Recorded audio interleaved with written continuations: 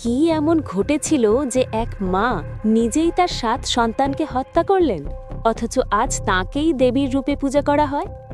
এই করুণ ও অলৌকিক কাহিনী তামিলনাড়ুর অর্জনাপুর গ্রামের নাল্লাথাঙ্গাল নামে এক নারীর। ছোটবেলাতেই নাল্লাথাঙ্গাল তার মা বাবাকে হারায়।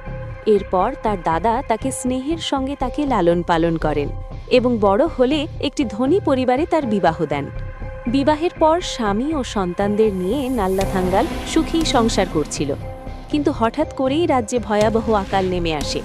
দুর্ভিক্ষে একসময় তার স্বামীও মারা যায়। ৭টি ছোট সন্তানকে নিয়ে নাল্লাথাঙ্গালের জীবন নরকে পরিণত হয়। দিনের পর দিন না খেয়ে অনাহারে সে সন্তানদের বাঁচিয়ে রাখার চেষ্টা করছিল। শেষ ভরসা হিসেবে সে যায় তার দাদার বাড়িতে।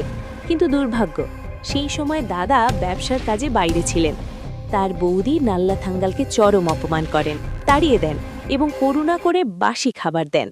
এই অপমান ও সন্তানদের অসহ্য কষ্ট নাল্লাথাঙ্গাল সহ্য করতে পারেনি।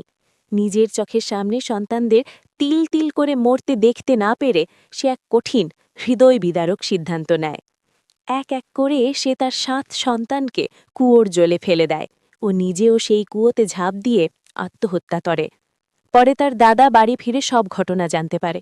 স্ত্রীর নিষ্ঠুরতার কথা শুনে সে রাগে ও অনুশোচনায় নিজের স্ত্রীর জিহ্বা কেটে দেয় এবং সেও সেই কুয়োর জলে আত্মহত্যা করে।